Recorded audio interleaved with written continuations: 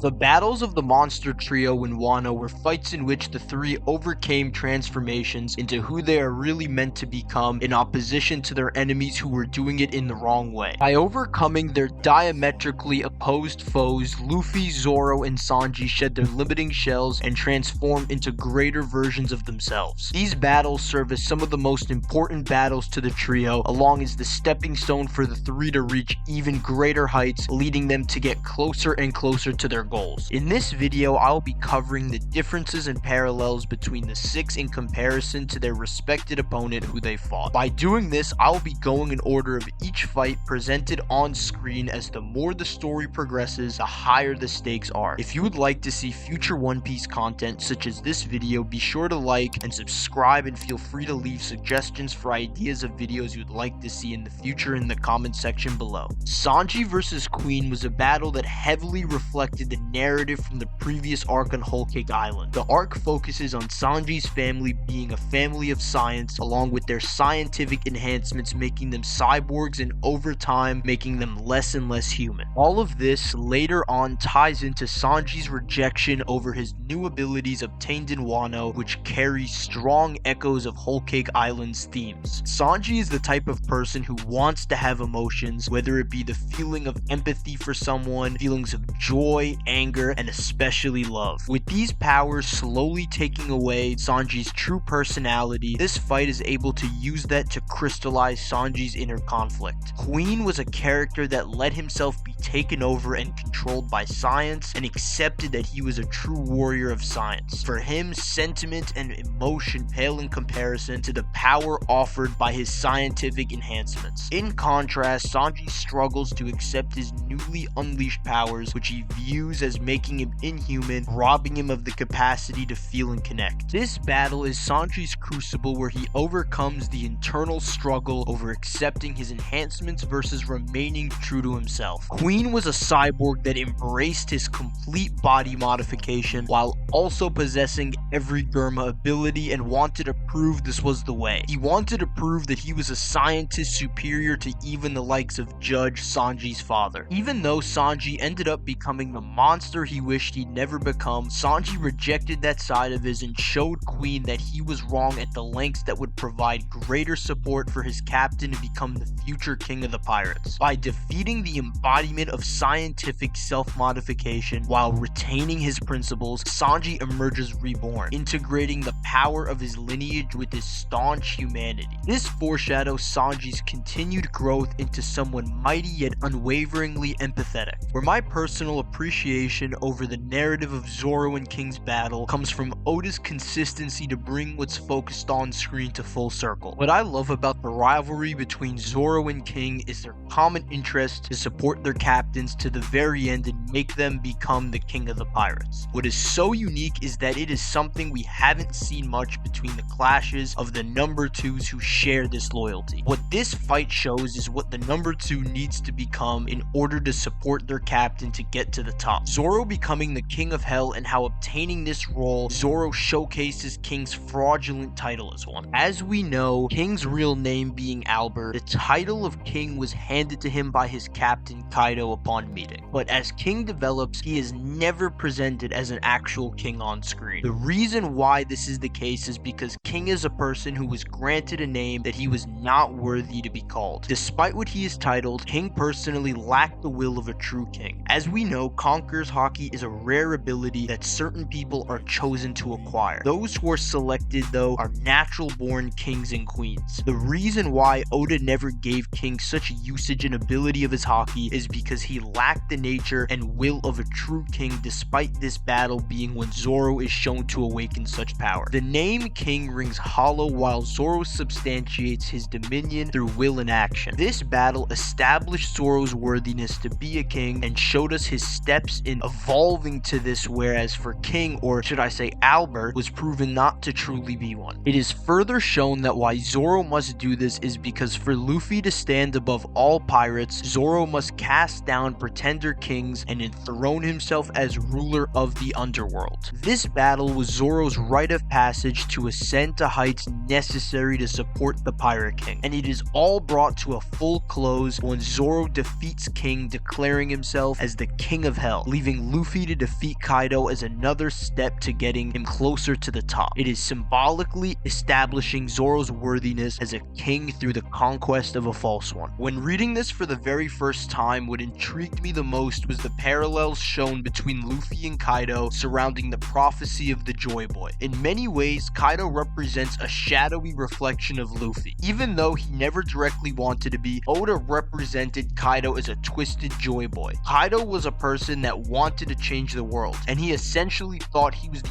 only one who could. But the errors in this with Kaido was his attempts to do this through the use of force and tyranny. The difference between Luffy and Kaido is that Luffy symbolizes liberation and actually has brought change into the world and is continuing to do so with an unbreakable will, a boundless heart, ever-growing companionship, and a laughter that is ringing with innocence. Luffy embodies boundless optimism and rallies allies through compassion. He turns enemies into friends and stands with the oppressed. These qualities make him the embodiment of liberation, the true Joy Boy meant to inherit Roger's will. The Joy Boy would not enslave and oppress like Kaido. Instead, he would free people to find happiness in their own way, just as Luffy does. But in contrast, Kaido reigns as the villainous ruler over Wano who forces smiles on the people of the country through the use of exploitation. Yet it still just couldn't ever spur the real overflowing laughter that Luffy inspires. Luffy being the true Joy Boy and always has been, going from island to island, bringing true and natural smiles to the people he comes across as the real Joy Boy would. All of this would inevitably lead him to Kaido through the empire he built and the use of cruelty and domination. The parallels between the two even extend over to their devil fruits as well. Kaido serves as a dragon who rains destruction from above, and Luffy's rubber abilities allow him to bounce back no matter how hard the world strikes him down. Kaido's nature is to crush, and Luffy's is to endure and come back stronger than ever. By defeating Kaido, one of the four emperors of the sea, the walls holding back the great pirate era begin to crumble. Not only does Luffy dismantle the cruel creation of oppression holding down Wano and edges closer to Laugh Tale, Luffy more importantly solidifies his role as the legendary Joy Boy who Kaido, as he grew older,